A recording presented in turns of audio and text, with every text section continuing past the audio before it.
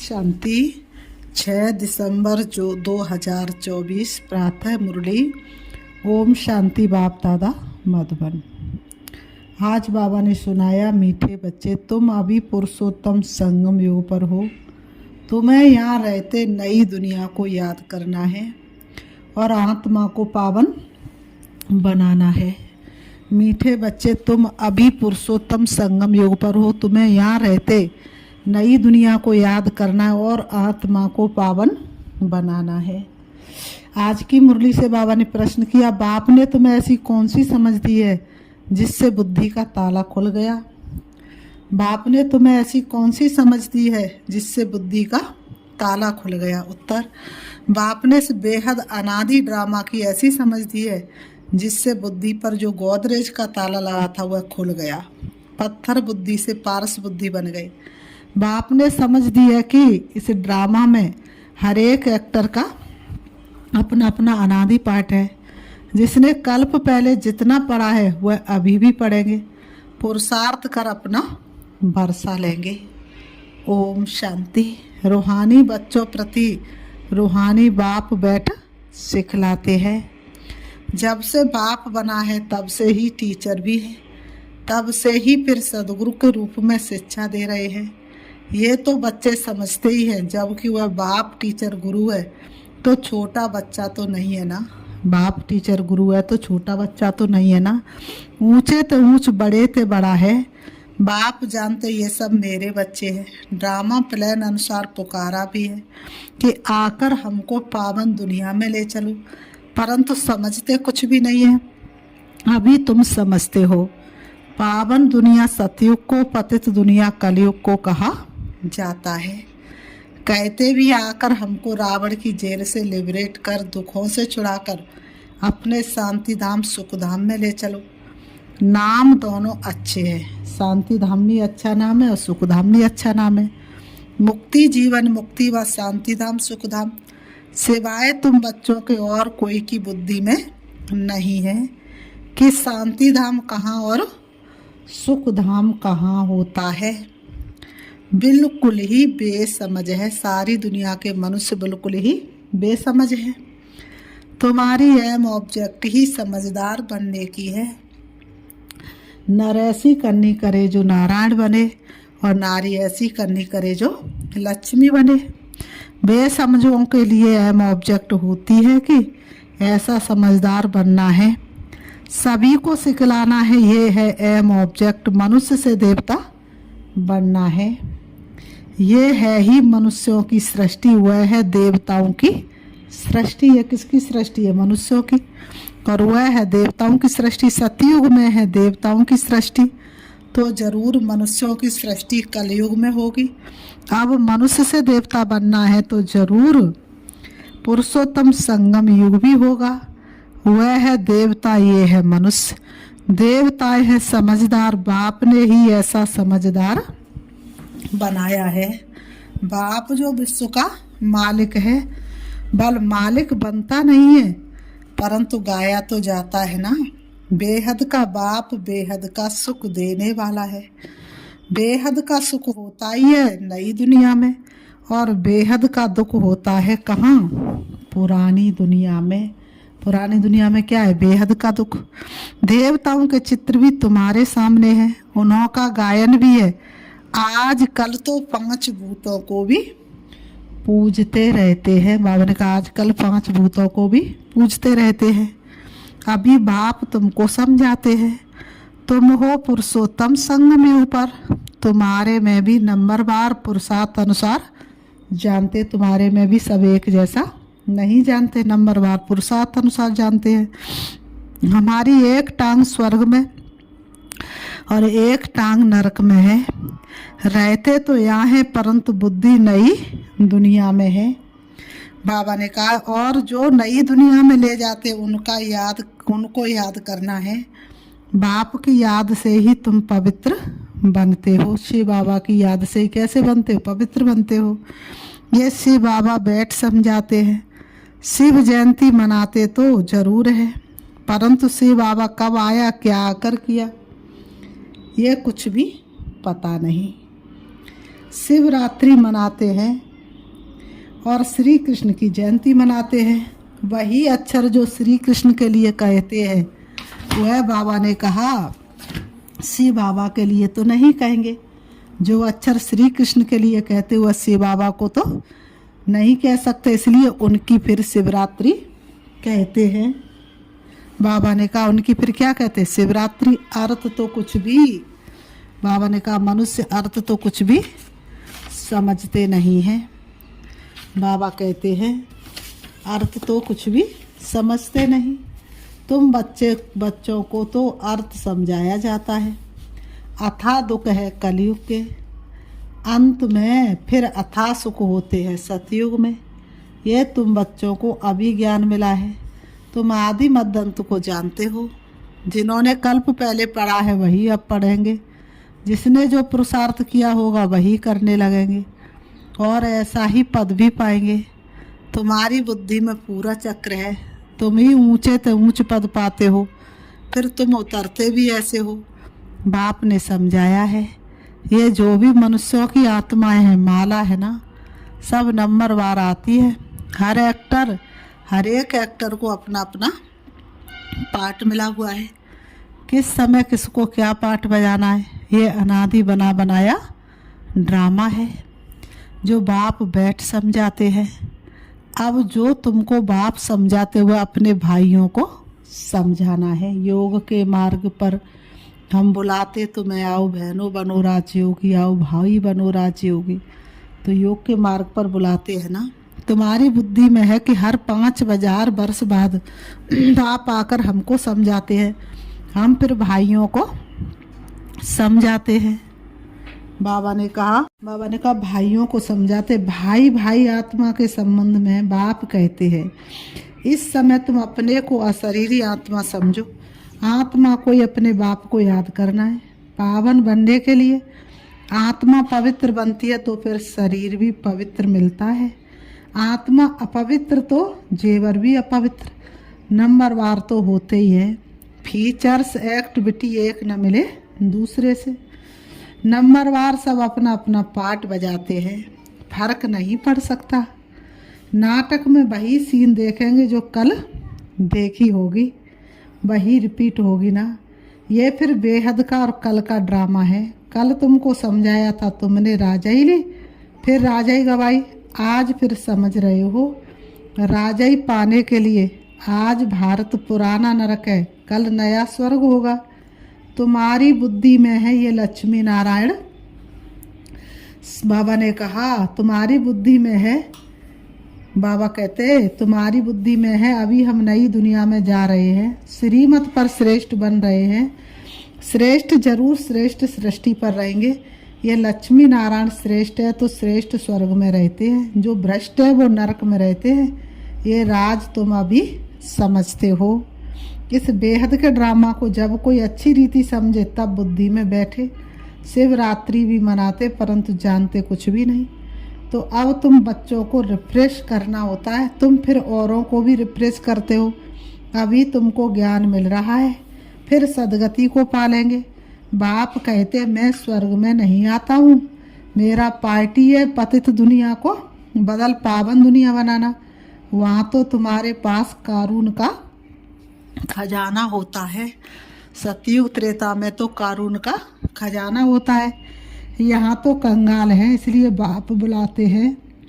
इसलिए बाप को बुलाते, कंगाल हो गए तभी तो बाप को बुलाते हैं।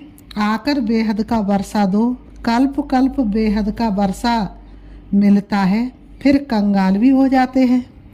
हर 5,000 वर्ष बाप आते और साहूकार बना के जाते और फिर से हम कंगाल हो जाते। चित्रों पर समझाओ तब समझ सके। पहले नंबर में लक्ष्मी नारायण, फिर 84 जन्म लेते मनुष्य बन गए। ये ज्ञान अभी तुम बच्चों को मिला है। तुम जानते हो आज से 5,000 वर्ष पहले आदि सनातन देवी देवता धर्म था। भारत सोने की चिड़िया था, जिसको वैकुंठ पैराडाइज डीटी वर्ल्ड भी कहते हैं। अभी तो नहीं है ना, अभी तो इसको नहीं कहेंगे, अभी तो डेविल वर्ल्ड है। डेविल वर्ल्ड की एंड डीटी वर्ल्ड की आदि का अब है संगम। ये बातें अभी तुम समझते हो और कोई के मुख से ये बातें सुन ना सको। बाप ही आकर इनका मुख लेते हैं। मुख किसका लेंगे समझते नहीं है। बाप की सवारी किस पर होगी? जैसे तुम्हारी आत्मा की इस शरीर पर सवारी है ना, शिव बाबा को अपनी सवारी तो है नहीं, तो उनको मुख जरूर चाहिए। बाबा कहते शिव बाबा को अपनी सवारी तो है नहीं, जरूर मुख चाहिए, नहीं तो राजयोग कैसे सिखाए? प्रेरणा से तो नहीं सीखेंगे। अगर ऊपर से कोई प्रेरणा दे तो क्या राजयोग सीख सकेंगे? नहीं सीख सकेंगे। तो ये सब बातें दिल में क्या करनी है? बाबा ने कहा ये सब बातें दिल में नोट करनी है। परमात्मा की भी बुद्धि में सारी नॉलेज है ना, तुम्हारी भी बुद्धि में ये बैठना चाहिए। ये नॉलेज बुद्धि से धारण करनी है। कहा भी जाता तुम्हारी बुद्धि ठीक है ना। क्या कहा जाता? तुम्हारी बुद्धि तो ठीक है ना। बुद्धि आत्मा में रहती है, आत्मा ही बुद्धि से समझ रही है। तुम्हारी पत्थर बुद्धि किसने बनाई? बाबा ने कहा अभी समझते हो, रावण ने हमारी क्या बना दी? पत्थर बुद्धि बना दी। रावण ने हमारी बुद्धि क्या बना दी है? कल तुम ड्रामा को नहीं जानते थे। बुद्धि को एकदम गोदरेज का ताला लगा हुआ था। गॉड अक्षर तो आता है ना। बाप जो बुद्धि देते हैं वह बदलकर पत्थर बुद्धि हो जाती है। फिर बाप आकर ताला खोलते हैं। सतयुग में है ही पारस बुद्धि। बाप आकर सबका कल्याण करते हैं। बाबा आकर के क्या करते हैं? सबका कल्याण करते हैं। नंबरवार सबकी बुद्धि खुलती है। फिर एक दो के पीछे आते रहते हैं। ऊपर में तो कोई रह ना सके, पतित वहाँ रह ना सके। बाप पावन बनाकर पावन दुनिया में ले जाते हैं। वहाँ सब पावन आत्माएं रहती हैं। वह है निराकारी सृष्टि। कहाँ है वो? ऊपर सूरज चांद सितारों से पार। तुम बच्चों को अभी सब मालूम पड़ा, इसलिए अपना घर भी जैसे बहुत नज़दीक दिखाई पड़ता है। तुम्हारा घर से बहुत प्यार है। तुम्हारे जैसा प्यार तो कोई का है नहीं। तुम्हारे में भी नंबरवार है। जिनका बाप के साथ लव है उनका घर के साथ भी लव है। जिसका शिव बाबा के साथ लव होगा तो घर के साथ भी लव है। मुरब्बी बच्चे होते हैं ना, तुम समझते हो यहाँ जो अच्छी रीति पुरुषार्थ कर मुरब्बी बच्चा बनेंगे वही ऊंच पद पाएंगे। छोटे अथवा बड़े शरीर के ऊपर नहीं है। ज्ञान और योग में जो मस्त है वह बड़े हैं। कई छोटे छोटे बच्चे भी ज्ञान योग में तीखे हैं तो बड़ों को पढ़ाते हैं। बाबा ने कहा नहीं तो कायदा है बड़े छोटों को पढ़ाते हैं। आजकल तो मिटगेड भी हो जाते हैं। यूं तो सब आत्मा मिटगेड है। आत्मा बिंदी है, उनका क्या वजन करे? सितारा है। मनुष्य लोग सितारा नाम सुनो ऊपर में देखेंगे। सितारे का नाम सुन करके क्या करेंगे? ऊपर में देखेंगे। तुम सितारा नाम सुन अपने को देखते हो। धरती के तुम सितारे हो, वह है आसमान के जो जड़ हैं। तुम चेतन हो, उनमें तो फेर बदल कुछ नहीं होता। तुम तो 84 जन्म लेते हो। बाबा ने कहा वो सितारे तो वही की वहीं सेट है, लेकिन तुम 84 जन्म लेते हो। कितना बड़ा पार्ट बजाते हो, तुम्हारा कितना बड़ा पार्ट बजता है। पार्ट बजाते बजाते चमक डल हो जाती है, बैटरी डिस्चार्ज हो जाती है। फिर बाप आकर भिन्न भिन्न प्रकार से समझाते हैं, क्योंकि तुम्हारी आत्मा उझाई हुई है। ताकत जो भरी थी वह खलास हो गई है। अब फिर बाप द्वारा ताकत भरते हो। तुम अपनी बैटरी चार्ज कर रहे हो। इसमें माया भी बहुत विघ्न डालती है। बैटरी चार्ज होती है, माया भी बहुत विघ्न डालती है। बैटरी चार्ज करने नहीं देती। तुम चेतन बैटरियाँ हो, वो तो जड़ बैटरी है जो लाइट से चार्ज हो जाती। तुम तो चेतन बैटरियाँ हो। जब तक बुद्धि का ताला खोल करके बाप को याद नहीं करोगे तब तक तुम्हारी बैटरी चार्ज हो नहीं सकती। जानते हो बाप के साथ योग लगाने से हम सतो प्रधान बनेंगे। अभी तमो प्रधान बने हैं। अभी तो हम संपूर्ण रीति से क्या बन गए हैं? तमो प्रधान बन गए हैं। उस हद की पढ़ाई और इस बेहद की पढ़ाई में तो बहुत दिन रात का फर्क है। कैसे नंबरवार सब आत्मा ऊपर जाती हैं। फिर अपने समय पर पाठ बजाने आना है। सबको अपना अविनाशी पाठ मिला हुआ है। तुमने ये 84 का पाठ कितनी बार बजाया होगा? तुम्हारी बैटरी कितनी बार चार्ज और डिस्चार्ज हुई है? जब जानते हो हमारी बैटरी डिस्चार्ज है तो फिर बैटरी चार्ज करने में देरी क्यों करनी चाहिए? परंतु माया बैटरी चार्ज करने नहीं देती। माया तुझे योग करने नहीं देती। माया बैटरी चार्ज करना तुमको बुला देती है, घड़ी घड़ी बैटरी डिस्चार्ज करा देती है। कोशिश करते हो बाप को याद करने की, परंतु कर नहीं सकते। तुम्हारे में जो बैटरी चार्ज कर सतो प्रधान तक नज़दीक आते हैं, उनसे भी कभी कभी माया गफलत कराए बैटरी डिस्चार्ज कर देती। बिल्कुल लगेगा करीब आ गए, ये तो बिल्कुल ही संपूर्ण बन गए, लेकिन उनकी भी बैटरी डिस्चार्ज करा देती। ये पिछाड़ी तक होता रहेगा। बाबा कहते हैं ये पिछाड़ी तक होता रहेगा। फिर जब लड़ाई का अंत होता है तो सब खत्म हो जाते। फिर उस जिसकी जितनी बैटरी चार्ज हुई होगी उस अनुसार पद पाएंगे। सभी आत्मा बाप के बच्चे हैं। बाप ही आकर सबकी बैटरी चार्ज कराते। खेल कैसा वंडरफुल बना हुआ है। बाप के साथ योग लगाने से घड़ी घड़ी हट जाते हैं तो कितना नुकसान होता है। ना हटे उसके लिए पुरुषार्थ कराया जाता है। पुरुषार्थ करते करते जब समाप्ति होती है तो फिर नंबरवार पुरुषार्थ अनुसार तुम्हारा पाठ पूरा होता है। ऐसे कल्प कल्प होता है। आत्माओं की माला बनती रहती है। बाबा ने कहा आत्माओं की माला बनती रहती है। तुम बच्चे जानते हो रुद्राक्ष की माला है, विष्णु की भी माला है। पहले नंबर में तो उनकी माला रखेंगे ना। बाप दैवी दुनिया रचते हैं ना। जैसे रुद्र माला है वैसे रुंड माला है।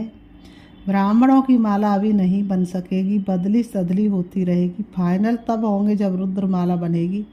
ये ब्राह्मणों की भी माला है, परंतु इस समय नहीं बन सकती। वास्तव में प्रजापिता ब्रह्मा की सब संतान है। शिव बाबा की संतान की भी माला है, विष्णु की भी माला कहेंगे। तुम ब्राह्मण बनते हो तो ब्रह्मा की और शिव की माला चाहिए।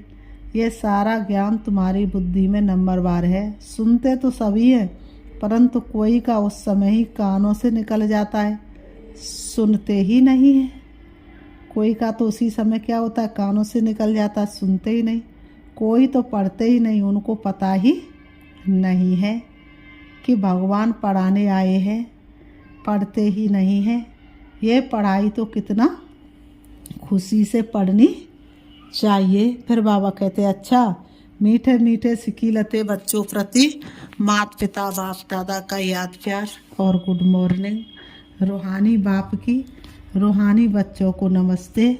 हम रूहानी बच्चों की रूहानी बाप दादा को याद प्यार और नमस्ते नमस्ते नमस्ते।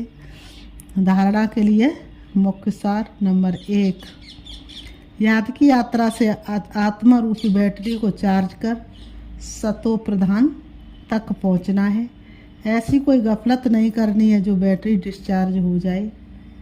नंबर 2, मुरब्बी बच्चा बनने के लिए बाप के साथ साथ घर से भी लव रखना है। ज्ञान और योग में मस्त बनना है। बाप जो समझाते हो अपने भाइयों को भी समझाना है। बाप जो समझाते हो अपने भाइयों को भी समझाना है। आज की मुरली से बाबा ने वरदान दिया है। वरदान में बाबा ने बताया, एक बाप को अपना संसार बनाकर सदा एक की आकर्षण में रहने वाले कर्म बंधन मुक्त भाव। एक बाप को अपना संसार बनाकर सदा एक ही आकर्षण में रहने वाले कर्म बंधन मुक्त भाव स्पष्टीकरण है। सदा इसी अनुभव में रहो कि एक बाप दूसरा ना कोई, बस एक बाबा ही संसार है और कोई आकर्षण नहीं, कोई कर्म बंधन नहीं। अपने किसी कमज़ोर संस्कार का भी बंधन ना हो। जो किसी पर मेरेपन का अधिकार रखते हैं उन्हें क्रोध या अभिमान आता है, ये भी कर्म बंधन है। लेकिन जब बाबा ही मेरा संसार है ये स्मृति रहती है तो सब मेरा मेरा एक मेरे बाबा में समा जाता है और कर्म बंधनों से सहज ही मुक्त हो जाते हैं। आज की मुरली से बाबा ने स्लोगन दिया है, महान आत्मा वह है जिसकी दृष्टि और वृत्ति बेहद की है। महान आत्मा वह है जिसकी दृष्टि और वृत्ति बेहद की। अच्छा, ओम शांति।